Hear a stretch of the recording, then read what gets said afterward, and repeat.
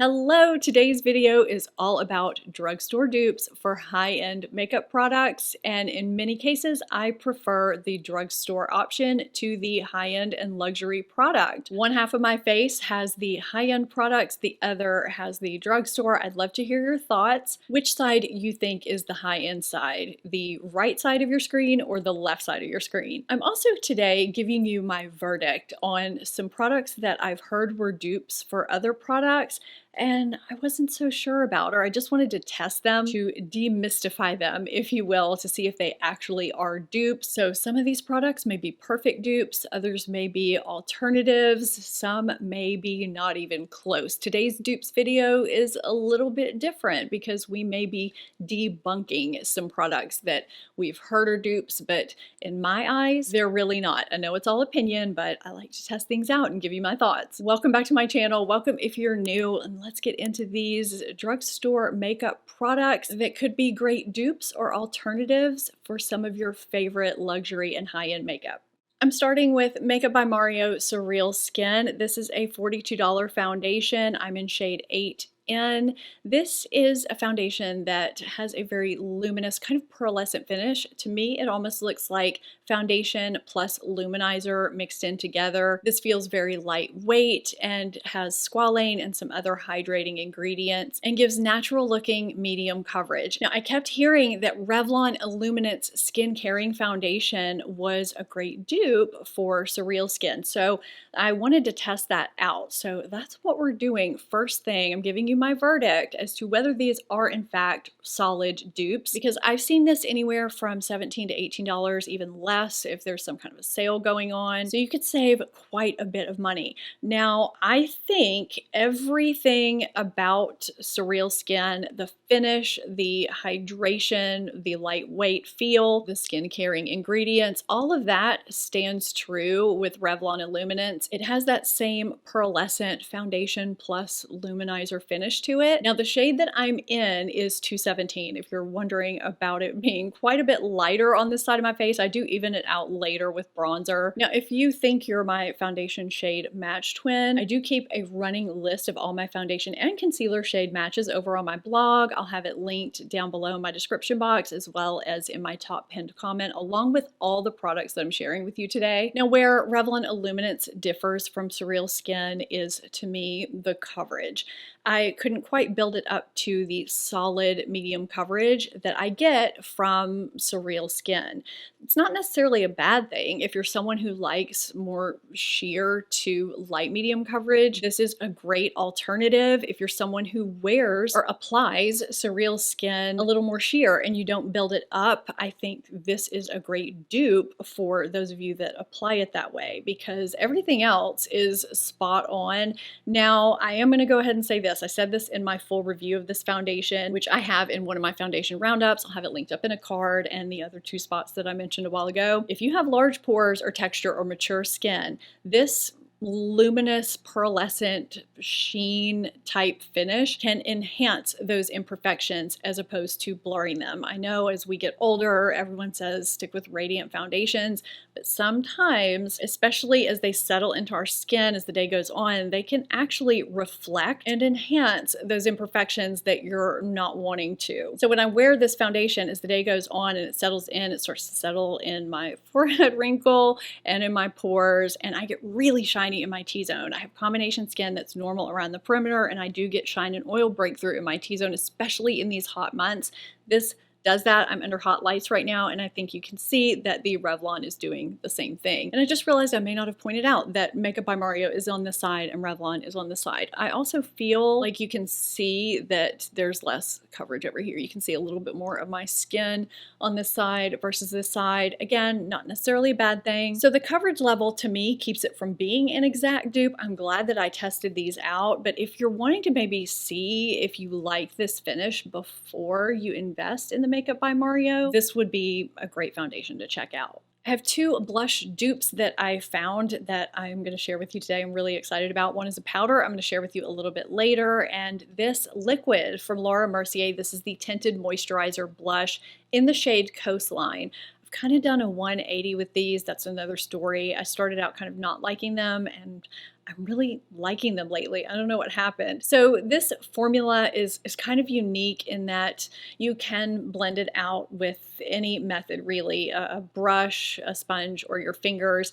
It blends out somewhat quickly and sets down to a natural finish. It dries down fully. It's not dewy, it's not powdery. It looks like your skin and is translucent. It just looks really natural. This is a really pretty shade that reminded me of another blush shade that I have, the Flower Beauty Blush Balm in the shade Spiced. That's actually a great shade descriptor for both of these. Now, the reason why I think this is a great dupe versus, say, Maybelline or Milani that are also in the tube, those are the other two that are coming to mind that I've heard of as being dupes for this, is because those remain dewy, which to me means that they're not dupes because the finish is completely different. But this is not only close in shade, you can see here on the back of my hand, the shades are very, very similar, but once it dries down, the finish looks the same too. It doesn't remain dewy, it just looks like a really natural finish. And I find them both to wear really, really well. Now, where I think they differ is that I have a little bit more time to work with Flower Beauty before it sets down, which I actually think is a good thing, along with the price that is around $11.50, whereas Laura Mercier is around $30. I think this is a great dupe that I like a little bit better because it's a little more user-friendly.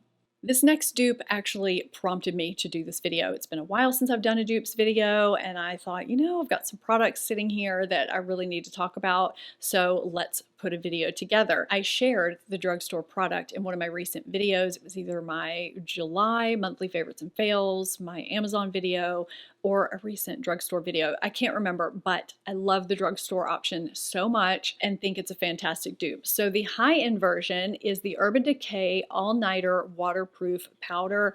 This is a great product to keep on hand if you are going to be somewhere where you think you might get a little hot and sweaty and you want to keep your makeup locked in, if you're out in heat and humidity, or if you're going to be getting wet for some reason and you just really want to keep your makeup locked in. It works great as a setting powder or as a touch-up powder. It looks beige, but it actually applies translucent, and it works great for all skin types. I have dry under eyes, and this even works great on my under eye area. This is not a mattifying powder. As you can see, I have very glowy foundations on today, and this doesn't completely mattify, yet it sets down my makeup so that it's humidity proof, waterproof, sweat proof, all the things that you need it to be under specific circumstances. Now, the dupe that's $8 versus $35 is the Catrice Prime and Fine Mattifying Waterproof Powder.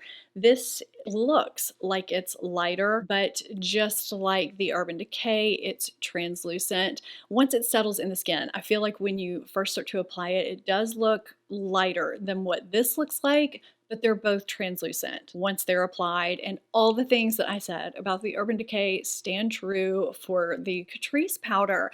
This is so much less, it's a great option, and it's effective at doing what you need it to do if you're needing something to lock in your makeup, your foundation, whether you want to use it to set your makeup or to touch up during the day. You do have an option that costs much less than $35. I'm a big Natasha Denona eyeshadow palette fan in general. I just think she puts together really nice color combinations, and the quality of the different finishes of her eyeshadows, I really love them. I think you get what you pay for when it comes to her eyeshadows, but I also get that not everyone can spend $69 on this particular palette. Now, she does have some less expensive, smaller palettes, but this one is $69. So I actually didn't have this planned for this video because I didn't have this yet. This was sent to me earlier this week, and I decided to put it in here because this is clearly inspired by retro glam. This is the Alter Ego Sakura palette. This is a brand new launch. It's $20, and I do have a 10% off code for you.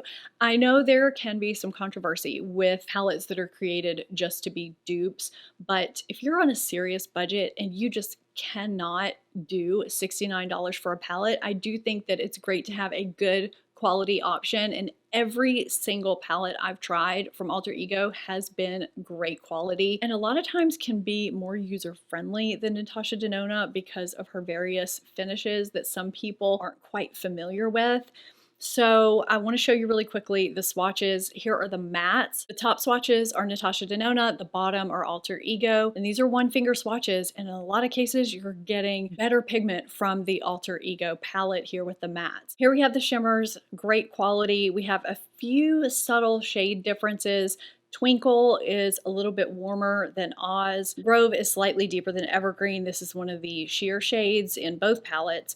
Cherry has a little bit more sparkle and is less subtle than Flare. And there's a slightly cooler tone to Fair than there is Marlin. But aside from that, everything is pretty spot on. Sometimes with Alter Ego palettes, you can have some minor differences like that, but overall, you end up getting a pretty spot on look when they're applied. On the Retro Glam side, I applied FAVE to my lower lash line and extended it up and out a little bit further. Hazy was the shade that I did that with on the Alter Ego side. I used Natasha Denona Lucy in my crease and transition area, doing the same thing with Alter Ego Spring, which I felt had a little bit more pigment. For the outer third of my lid, I applied Natasha Denona Evergreen, the really deep green with a slight sheen to it. It almost looks matte. It's one of the sheer shades. You do have to build it up a little bit. The equivalent shade in Alter Ego is Grove. I had to build it up a little bit more, but the end result to me looks pretty similar. I applied Natasha Denona Oz to the middle of my lid, and on the Alter Ego side, I used Twinkle, and on my inner corner, I applied Oscar from Natasha Denona, and the equivalent is the shade Live or Live, not sure about that, from Alter Ego. And I wanted to deepen up my outer corner just a little bit, so I added just a touch of Jazzy from Natasha Denona and Plum from Alter Ego, and that's it. That's the entire look. It was pretty easy and came together really nicely. This is a great dupe for Retro Glam. I mean, I'm really, really happy with my look. $20 versus $69. If you are on a budget and you're just wanting a great quality palette in general, this is a great option. They have other color stories to choose from. If you're wanting to test the waters of a higher end palette and get great quality, high-end quality, you may want to check some of those out too. But as far as this being a dupe, this is a good one. I've been talking about this foldable Tweezerman lash comb as long as I can remember.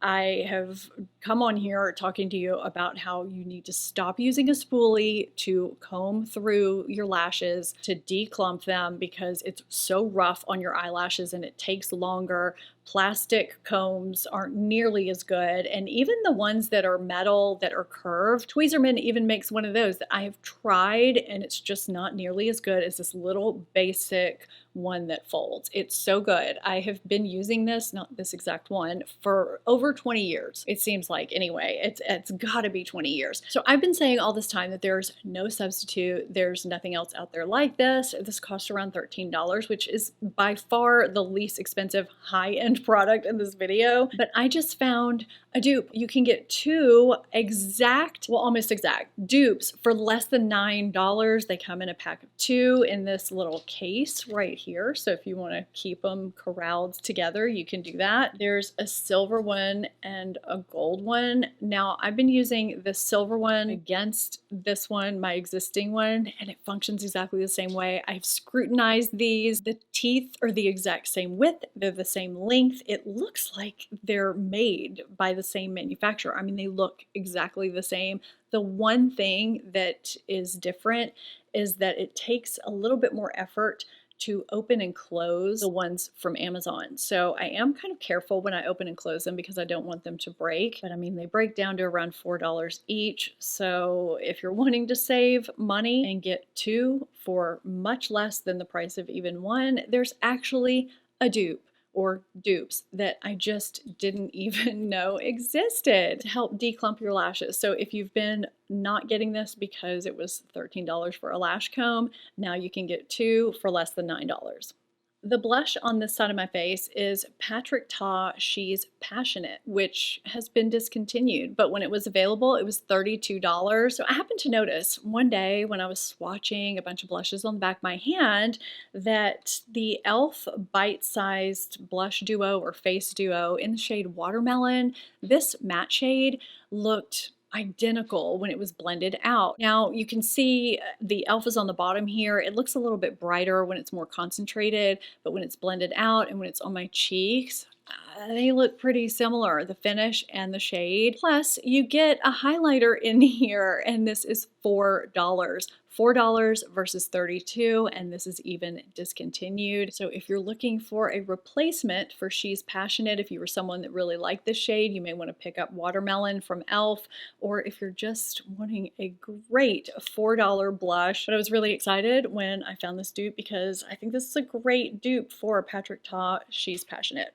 The first time I tried this under eye brightener, it immediately reminded me of the Becca Under Eye Brightening Corrector, which I don't really like, but I know a lot of people do. So this is Lottie London Bright Bounce. Now they say this is an under eye brightening primer. I have the shade Light. So this is the first product that I have not been able to show you side by side, the high-end and the drugstore dupe next to one another. I don't have the Becca because I don't like it, but it doesn't mean it's not a good product. So it has a very thick, hydrating, creamy texture, which you would think I would love with my dry under eyes. I love that it's hydrating. I love that it's creamy, but that thick, tacky texture, you can see how shiny and creamy it is, but I can feel it under my eyes. And I also find that it doesn't give me the level of correcting that I need, although it does brighten, which you can see as I apply the Lottie London, it gives the same effect. I have not tried another drugstore brightener or corrector that has this texture that immediately reminded me of the Becca product in this way. That thickness, the creaminess, the hydration, the tackiness that the Becca product has. So if you've been wanting to test the waters but not spend $33 that you would pay for the Becca that's available through Smashbox now, this would be a great way to try it to see if you like that level of brightening, if it's enough for you, or if you just like that texture in general. So even though I don't have the high end to show you side by side, I did want to let you know that I think that there is a nice drugstore dupe available that I haven't really heard anyone talk about. Maybe I just haven't seen it. If you've been looking for one, I think this is a great option. The lip liner I applied to this half of my lips is Charlotte Tilbury Iconic Nude, which is an iconic nude shade. It's a cult classic nude that's brown without being too brown or too orange. It's just a really great shade to have as a makeup staple. It also retails for $25, but a lot of people pay that because it's creamy and it really does help your lip products that you put over it last longer. It's one of those great lip liners that is great to overline with because it just stays put. So I've heard some people compare it to the NYX lip liner in the shade Nude Beige. So I wanted to test it out. Now, when I swatched it on the back of my hand, I immediately knew they weren't going to be spot on because NYX Nude Beige is cooler. It is a little bit browner. And I think that that's one of the reasons why this shade, Iconic Nude, is so hard to dupe. There's something about the shade that is almost undupable. I have looked at other possible dupes that I've heard are dupes, and none of them are really spot on. I will say though that once you apply this to your lips, if you use a light hand with both, on the shade of my lips anyway, they do look pretty close. This is a drier formula though. It's not quite as creamy as Charlotte Tilbury. So if you're looking for an alternative, this is a nice alternative. Do I think it's a 100% dupe? No. But if you're wanting a nice brown lip liner that also doesn't go orangey, I think NYX Nude Beige is a great option, and it is only $5, so you will be spending less. It's not going to give you the Charlotte Tilbury quality, but my verdict is that it's a nice alternative, but it's not a dupe. If you know of possible dupes that I can look into, I'm still hunting for a dupe for Iconic Nude. Let me know in the comments down below.